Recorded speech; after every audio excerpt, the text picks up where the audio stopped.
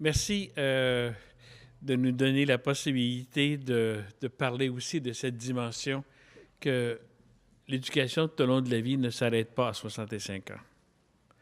Dans l'ensemble du monde, les personnes âgées, les aînés, vont tripler d'ici à 2050. Actuellement, il y a 720 millions d'adultes de plus de 65 ans. Il y en aura 2 milliards en 2050. On ne peut plus ignorer le potentiel de vie non encore vécu. Le potentiel de vie non encore vécu de ce milliard de personnes d'aujourd'hui. Ça va? On m'entend mieux? Donc, je parlais du potentiel de vie non encore vécu. C'est pour moi un concept central pour comprendre la demande éducative des aînés. Déjà, depuis 2 jours, dans cette conférence, on a parlé, sans savoir qu'on parlait d'éducation, de toutes sortes de demandes éducatives des personnes aînées. Je veux juste faire un tableau rapide de cela. Une première série de demandes de formation est reliée au travail. Ces demandes en hausse depuis l'an 2000 sont reliées au retour ou au maintien au travail de personnes de plus de 65 ans. Au Canada, c'est 17% de la population qui continue à travailler, par exemple. Ce changement s'explique en partie par la demande des entreprises qui doivent suppléer la diminution d'arrivée de jeunes par le maintien au travail du personnel plus âgé. Mais il y a aussi et surtout l'effet de la baisse et de la fragilisation des revenus de retraite. Les travailleurs plus âgés, les travailleuses plus âgées cherchent alors par la formation à compléter par un nouveau travail un revenu de retraite devenu insuffisant. Et cela est de plus en plus fréquent en Amérique du Nord. La demande éducative des plus de 65 ans porte aussi sur le changement de rôle social que cette transition entraîne. Passage au rôle grand-parental, prise accrue de responsabilités au sein de la société civile, sollicitation à exercer la fonction d'aidant naturel auprès d'un des siens. Ces actions volontaires, on l'observe, prennent toutes sortes de formes. Travail avec les enfants, protection de la nature et de l'héritage culturel, rôle administratif dans une association, participation à un orchestre ou à une chorale, membre d'équipe de secours en cas de catastrophe, membre de conseil d'administration, membre élu au plan municipal, au plan provincial et au plan national, etc. Et toutes ces nouvelles participations exigent de nouvelles compétences, de nouvelles connaissances.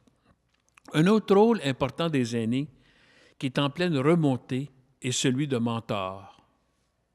Ces échanges intergénérationnels de savoir et d'expérience sont maintenant partout sollicités.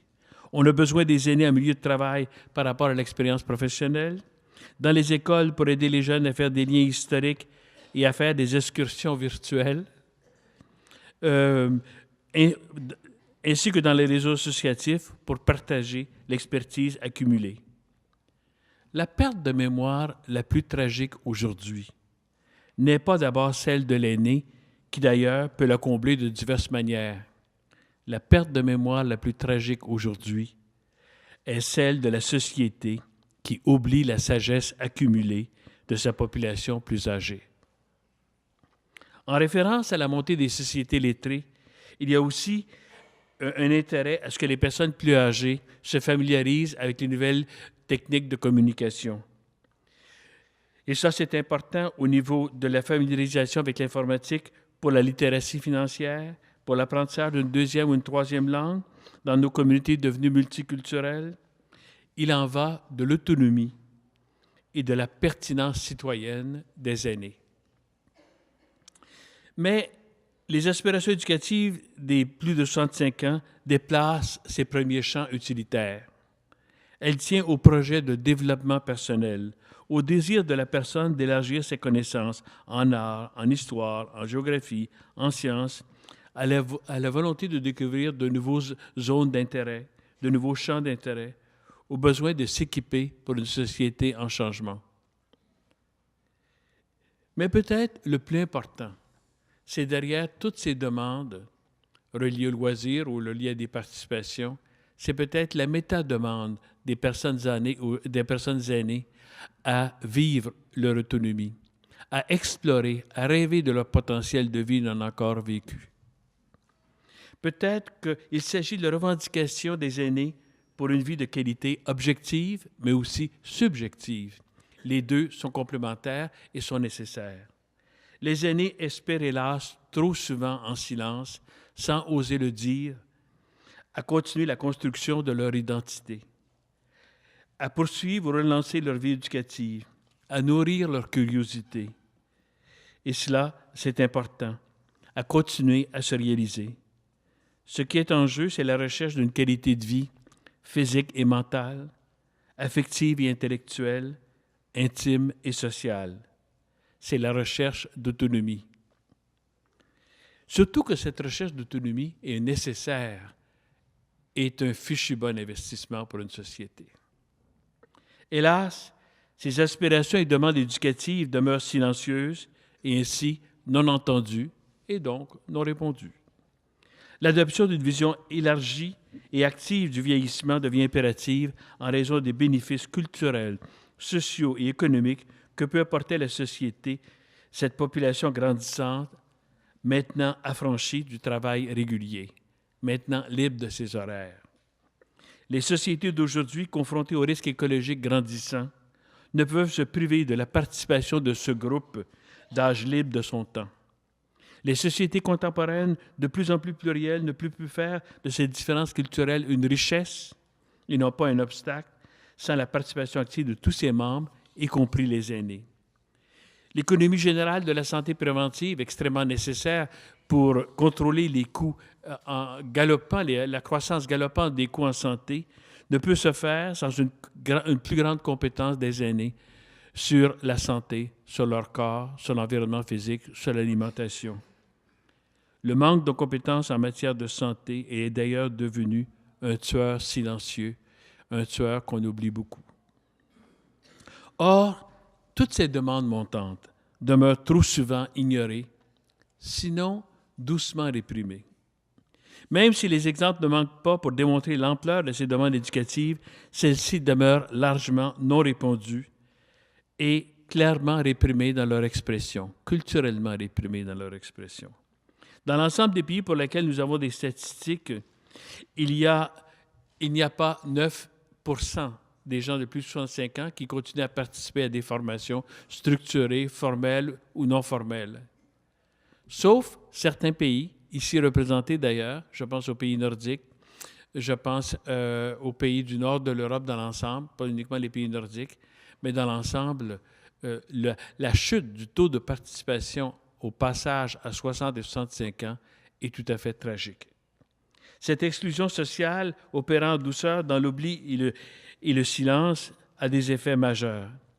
Elle bloque la construction de l'identité de ceux et celles qui passent à la retraite. Une telle rupture a aussi des impacts sur les rapports interpersonnels. Dans la majorité des sociétés actuelles, et ce malgré les discours officiels sur l'éducation tout au long de la vie, l'économie générale de la formation, paradoxalement appelée continue, arrête subitement d'opérer à l'entrée dans cette nouvelle étape importante de la vie. Pourtant, avec l'augmentation de l'espérance de vie, il y a de plus en plus d'hommes et de femmes âgés pleins d'énergie, pleins de rêves, pleins de projets, pleins de curiosité. Elles et ils auraient plein de désirs éducatifs si l'espace pour y rêver leur en était fait. Hélas, à moins d'en avoir les moyens personnels, l'éducation tout au long de la vie s'arrête dans trop de nos pays à 65 ans. La continuité d'une vie animée de l'intérieur et ouverte sur l'extérieur est mise en danger pour la majorité des aînés qui n'ont plus les moyens de se le payer. Il y a des virages importants à faire pour corriger cette situation. On ne peut gaspiller ce potentiel énorme de vie non encore vécue maintenant d'1 milliard de population dès demain matin. Des virages majeurs s'imposent et d'abord dans nos politiques d'éducation tout au long de la vie. L'ouverture des réseaux d'éducation des adultes à ce nouveau public selon des modalités d'accessibilité est importante. Et cela veut dire plusieurs choses. Cela veut dire d'abord de faire des services d'information dans nos quartiers, dans nos régions, d'offrir une gamme de formations sous différentes formes, formelles, non formelles, etc., accessibles aux adultes, d'offrir aux adultes des moyens d'auto-formation, etc. Et cela est important. Or, dans trop de nos pays, en raison de la crise financière, on a réduit l'éducation tout au long de la vie à l'éducation au rapport au travail rémunéré. D'ailleurs, l'économie le dit bien, c'est la fin de la vie active. Quel mensonge sociologique, fin de la vie active. Déjà, d'ailleurs, l'éducation des adultes, vous le savez, c'est tout le contraire de la thérapie occupationnelle. On ne veut pas occuper les adultes. On veut miser sur le potentiel de créativité de toute cette population maintenant libre du travail à horaire obligé. Déjà en 1997, l'UNESCO, dans une conférence mondiale, adoptait une déclaration et demandait aux États membres, qui l'ont tous accepté d'ailleurs, de créer un environnement éducatif favorable à toutes les formes d'apprentissage pour les personnes âgées, en assurant à celles-ci l'accès à tous les services et toutes les facilités qui concourent précisément à réaliser leur projet de formation. Et ça, c'est important.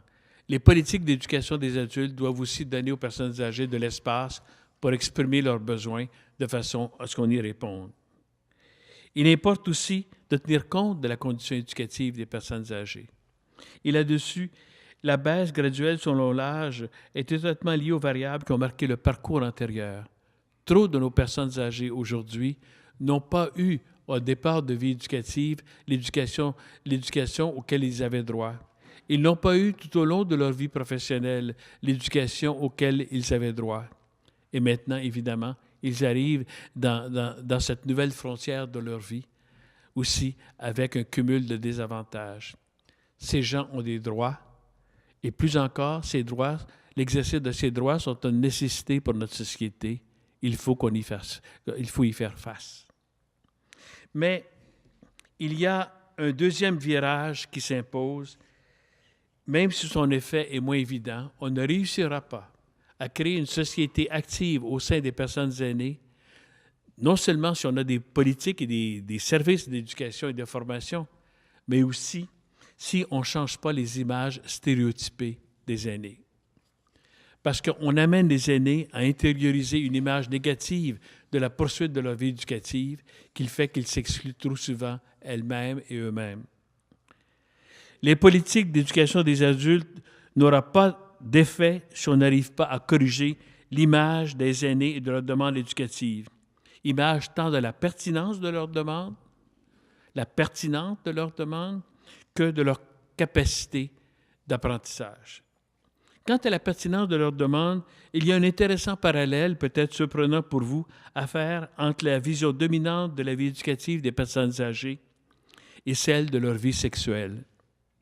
Dans les deux cas, au moment où l'activité humaine perd sa fonction instrumentale, ici de qualification professionnelle, là de reproduction, elle tend à perdre sa légitimité, elle tend à perdre son bien fondé.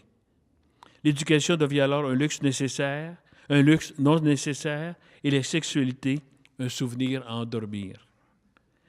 C'est que l'éducation et la sexualité des personnes âgées ont été stigmatisées par nos sociétés productivistes et natalistes. Dans les deux cas également, au moment où l'activité humaine trouve son sens dans le plaisir de l'exercer plutôt que dans son utilité, la société tend à craindre des débordements. Le voyage intellectuel dans l'imaginaire et la communication physique intime avec l'autre dérangent les pouvoirs dominants. On craint que la prolongation de la vie éducative commence à susciter de l'imagination et multiplier les demandes. On appréhende que la sexualité, le plaisir, deviennent des aspirations normales. Et pourtant, ils le sont bien. Mais pourquoi certaines institutions et des pouvoirs en place s'inquiètent-ils de voir la joie de vivre prendre de l'importance hors de leur contrôle? C'est pourtant là une explosion de créativité, une explosion d'un plaisir subjectif de vie qui est très lié à la dignité humaine. C'est comme si une vie vivante et non crépusculaire des personnes plus âgées faisait peur, qu'elle risquait de devenir non gérable. Les concepts de vieillissement actif et de vieillissement réussi, développés pour traduire le changement paradigmatique de la vision de ce nouvel âge de vie, sont éclairants. Je dois aller vite maintenant, je dois résumer. Les personnes âgées sont sympathiques, ça n'a pas de bon sens, mais pas compétentes. Ils sont sympathiques, mais ils n'ont pas d'énergie. Et donc, on cache le préjugé des personnes âgées derrière une image de sympathie, une image de « on les aime bien quand même ». Cette hypocrisie du discours a énormément d'influence. Oui, comme un individu identifié et défaillant physiquement et mentalement, peut-il sérieusement, dans une telle culture dominante, comment les personnes âgées peuvent garder la confiance en elles-mêmes, peuvent garder des rêves de se développer, peuvent garder des rêves de développer leur potentiel. Or, ce potentiel ne fait plus de doute au sein de la communauté scientifique. Qu'il s'agit des psychologues, des ergonomes, des andragogues, de la neuroscience, on sait maintenant qu'on peut apprendre très longtemps que s'il y a certaines baisses à partir de 80 ou de 85 sur la mémoire et la psychomotricité, il y a des mesures de compensation, des mesures de substitution. On joue au tennis moins vite, mais avec plus d'astuces. Deuxièmement, ces affaiblissements sont réels, mais peuvent être stabilisés, sinon inversés, par l'adoption de différentes pratiques. Et la participation récurrente des personnes âgées à des formations contribue d'ailleurs à maintenir. L'inversement des projections sur les maladies d'Alzheimer est extrêmement intéressant. Je ne sais pas si vous suivez attentivement l'évolution. On pensait que ces maladies-là allaient croître de façon exponentielle. On s'aperçoit maintenant que de plus les personnes âgées sont actives, maintenant les courbes qu'on prévoyait montantes commencent à fléchir énormément. Et ça, c'est un indice extrêmement intéressant de ce qui se passe. On assiste depuis plus de 30 ans à une lecture biologique et psychosociologique du vieillissement. On cherche moins à mesurer les pertes d'autonomie qu'à accroître les capacités en réserve de l'individu. Y a-t-il plus fondamental que le droit de vivre vraiment tout au long de sa vie? Qu'est-ce qui fait la dignité humaine, sinon l'intelligence, la curiosité, la créativité et surtout la liberté d'exercer ses activités intimes et ainsi de vivre et d'affirmer individuellement et collectivement sa pleine citoyenneté? Les sociétés d'aujourd'hui ne peuvent se priver d'une population âgée plus autonome ou apte à le devenir. Elles ne peuvent plus se priver de cette ressource dégagée du travail salarié et de cette mémoire vive en interaction avec les autres générations. Elles ne peuvent plus se permettre de gaspiller le potentiel que représentent les générations plus âgées. On ne peut vider de sa réalité existentielle cette vase maintenant allongée de la vie. Il y a là un assassinat culturel qui contredit tous les droits humains les plus fondamentaux. Ce serait aliéner ces personnes du tiers de leur vie, réprimer leur capacité de la vivre pleinement, de la réfléchir et de l'exprimer. Oui, si vieillir est inéluctable, mais vieillir n'est pas une fatalité. Vivre mieux et vivre de façon plus active est des défis pour le 21e siècle qu'il nous faut relever au niveau mondial. Cette idée d'une convention des personnes aînées est extrêmement intéressante à cet égard, parce que ce droit des personnes aînées est aussi maintenant devenu une nécessité socio-économique. Et c'est parce qu'elle est une nécessité socio-économique que ce droit prend toute sa légitimité. Il faut se battre pour ce droit. Merci.